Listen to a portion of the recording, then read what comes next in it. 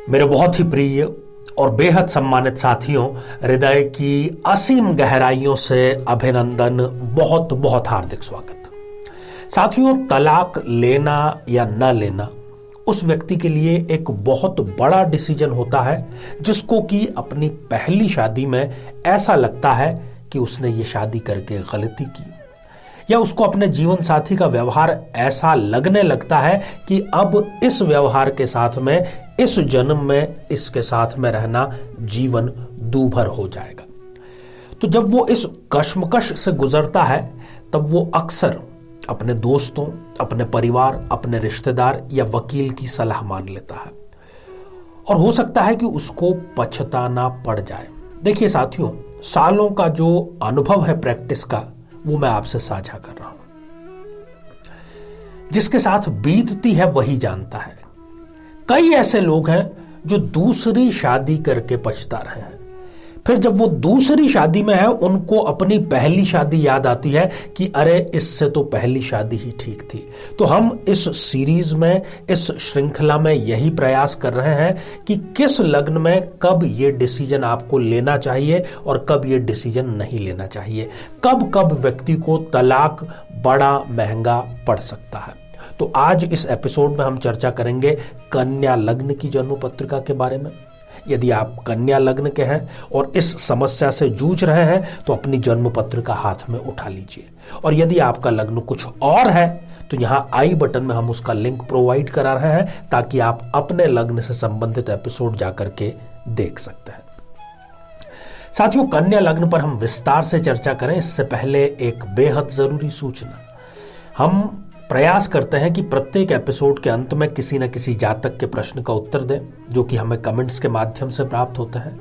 आप यदि अपना कमेंट लिखना चाहते हैं तो सबसे पहले आपको लिखना है #आचार्य चंद्रकांत, अपना कमेंट लिखना है और इसी एपिसोड से संबंधित एक प्रश्न इसी एपिसोड के अंत में आपसे पूछा जाएगा। उसका सही उत्तर साथ में लिखा होना बेहद जरूरी है।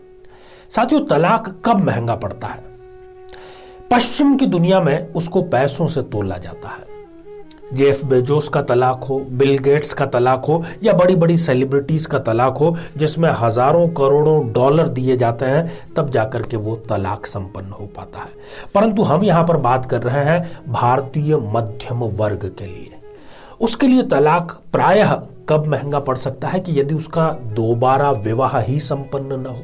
दोबारा यदि विवाह संपन्न हो जाए तो ऐसा जीवन साथी मिले जो उसको लगता है कि ये तो पहले से भी बदतर है।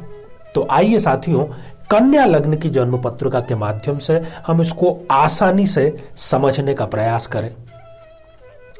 साथियों, ये जो आप स्क्रीन पर एक जन्म पत्रिका देख पा रहे हैं, ये 6 नंबर से प्रारंभ हो रही है। लग्न में ही 6 नंबर का अंक लिखा है, इसलिए हम इसको कहते हैं कि यह है एक कन्या लग्न की जन्म पत्रिका। साथियों, दूसरी शादी करने उसकी सफलता की गारंटी क्या है और तलाक आपके लिए महंगा पड़ेगा नहीं पड़ेगा, इसके लिए हमें 3 भावों की जानकारी बहुत अच्छे ढंग से हो रही है। सप्तम भाव, द्वितीय भाव और लाभ भाव। और इस जन्म पत्रिका में सप्तमेश बनते हैं स्वयं गुरुदेव, धनेश बनते हैं शुक्रदेव और लाभेश बनते हैं चंद्रमा। यद्यपि तीनों ही शुभ ग्रह हैं, परंतु अब 4 में स्थितियां जो आपको बतला रहा हूं, उन चारों में से कोई भी एक स्थिति यदि आपकी जन्म पत्रिका में है, फिर चाहे आप पुरुष हैं या स्त्री हैं, आपको आसानी से तलाक नहीं लेना चाहिए। तलाक लेने से पहले किसी विद्वान की सलाह लेनी चाहिए, क्योंकि यह बात तो गारंटीड ही है कि द्वितीय विवाह सफल नहीं होने वाला। साथियों, सबसे पहली स्थिति, यदि इन तीनों में से कोई भी 1, 2 या तीनों ही गुरु, शुक्र, चंद्रमा यदि त्रिक भावों में 6, 8वें या 12वें इन भावों में जाकर के विराजमान हो जाते हैं, यदि ऐसी स्थिति होती है तो इस व्यक्ति की, वैसे भी कन्या लग्न के जो प्राणी हैं उनकी वाणी मधुर होती है, इनकी और भी अधिक मधुर होती है। जिन किसी को भी यह पता लगता है कि इनके दाम्पत्य जीवन में खटास चल रही है तो वो पहली बात तो यकीन ही नहीं करता। वो कहता है कि इतना अच्छा व्यक्ति, इतने अच्छे व्यक्तित्व का मालिक, यदि इनका भी दाम्पत्य जीवन खराब है तब फिर आम व्यक्ति का तो कहना ही क्या। इनके तलाक होने पर सभी को बहुत बड़ा आश्चर्य होता है। परंतु इनका जो प्रथम विवाह है वो और द्वितीय विवाह दोनों में ही इनको ऐसा जीवन साथी मिलता है जो रोजाना इनके लिए चिक चिक चिक चिक मतलब कहीं ना कहीं से बहस करना ही उनका धर्म बन जाता है। द्वितीय विवाह के बाद में इनको कोई एक ऐसी गंभीर और लाइलाज बीमारी भी घेर लेती है जिससे इनका शारीरिक और मानसिक जो है उस स्तर पर दोनों पर इनको कष्ट करना पड़ता है, कष्ट झेलना पड़ता है। ये बड़े कला प्रेमी होते हैं और जो इनका जीवन साथी है उसको कला से नफरत होती है, तो ये दोनों फिर कैसे साथ में जीवन यापन कर सकते हैं। साथियों, दूसरी स्थिति है इन तीनों ही ग्रहों में से कोई भी एक, दो या तीनों ही नीच राशि के यदि विराजमान हो जाए। यदि गुरुदेव आप 10 नंबर जहां पर लिखा हुआ देख रहे हैं वहां बैठ जाए, यदि शुक्र 6 नंबर जहां पर लिखा हुआ है वहां बैठ जाए, या चंद्रमा जहां पर आप 8 नंबर का अंक लिखा हुआ देख रहे हैं वहां बैठ जाए, इन स्थितियों में ये नीच राशि के हो जाते हैं।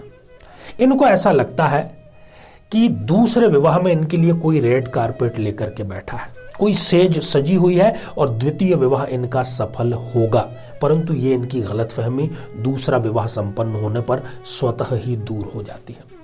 संतान की प्राप्ति इनको द्वितीय विवाह में हो ही नहीं पाती है और इनके जो आसपास के लोग हैं वो द्वितीय विवाह के बाद में इनसे किसी न किसी बहाने दूरियां बना लेते हैं और इनको अपनी पुरानी शादी ही याद आती है कि वो ज्यादा बेहतर था या वो ज्यादा बेहतर थी।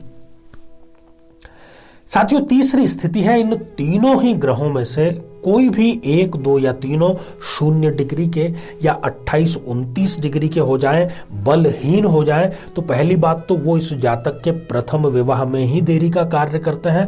प्रथम विवाह बहुत देरी से होता है और फिर जब उसमें परेशानियां आती है और उसके बाद में फिर ये तलाक के लिए जाते हैं, उसके बाद में फिर द्वितीय विवाह के लिए यदि जाते हैं तो बहुत ज्यादा इनकी आयु हो चुकी होती है, तो टेक्निकली ये द्वितीय विवाह इनका सफल नहीं हो पाता है। इनको जो द्वितीय विवाह यदि ये कर भी लेते हैं आवेश में आकर के, तो जो जीवन साथी मिलेगा उसमें मैच्योरिटी की बहुत बड़ी कमी होगी।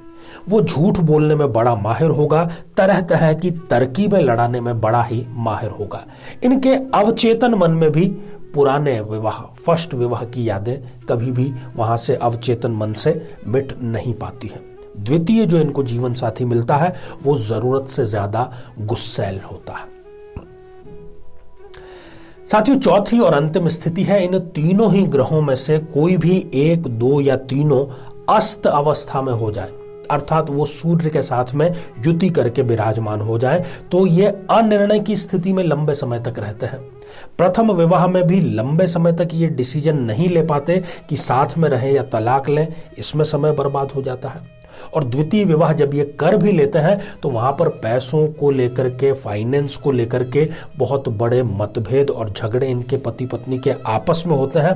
मन की बात इनका जीवन साथी कभी इनकी समझ नहीं पाता है और इनके जीवन साथी को जो ये मना करते हैं कि ये कार्य तुम्हें नहीं करना है, वो कार्य वो जानबूझ करके करता है। और संतान का संकट यहाँ पर द्वितीय विवाह के बाद में इनके अवश्य ही सामने आता है। संतान इनको सही समय पर प्राप्त नहीं हो पाती है। तो साथियों, ये चारों स्थितियां थी। यदि ये चारों स्थितियां आपकी जन्म पत्रिका में है तो किसी विद्वान का आप सहारा लीजिए और आसानी से तलाक के रास्ते पर मत चलिए, क्योंकि वो आपको बहुत महंगा पड़ सकता है। तो आइए साथियों, अब हम बढ़ते हैं आज के हमारे कमेंट के चरण की ओर। आज हमने कमेंट शामिल किया है सुकू जी का, जो कि उन्होंने लिखा है गुवाहाटी आसाम से। सुकू जी, आपने पूछा है कि बहुत ज्यादा पढ़ाई तो आपने नहीं कर रखी है, तो क्या बिजनेस में आपको सफलता मिलेगी? सुनिश्चित तौर पर आपको मिलेगी। बुध आपकी जन्म पत्रिका में स्वयं लाभेश होकर के अपने ही घर में विराजमान है, तो बुध और बुद्धि और व्यापार ये सब आपस में सम्मिलित रिजल्ट देंगे और जनवरी 2023 के बाद में आपको बिजनेस का एक अच्छा अवसर जरूर प्राप्त होगा। नियमित रूप से आप गौ माता को हरा चारा समर्पित करते रहें। तो साथियों, अब आज का बेहद ही आसान सा प्रश्न। आज हमने चर्चा की कन्या लग्न की, चर्चा की कि कब कन्या लग्न में तलाक महंगा पड़ सकता है। तो कन्या लग्न में लाभेश कौन सा ग्रह होता है? साथियों, आप सभी स्वस्थ, समृद्ध और शांतिपूर्वक जीवन व्यतीत करें। नमस्कार। जीवन में किसी समस्या का सामना कर रहे हैं, जैसे कि शादी में देरी होना, पति पत्नी में मनमुटाव या तलाक तक की नौबत आ जाना, संतान का प्राप्त न हो पाना, नौकरी या धन प्राप्ति में बाधा आना, जीवन के प्रत्येक क्षेत्र में किसी न किसी प्रकार की बाधा आना, तो आज ही अपनी जन्म पत्रिका का संपूर्ण विश्लेषण करवाएं और पाएं समस्या से सदैव के लिए मुक्ति।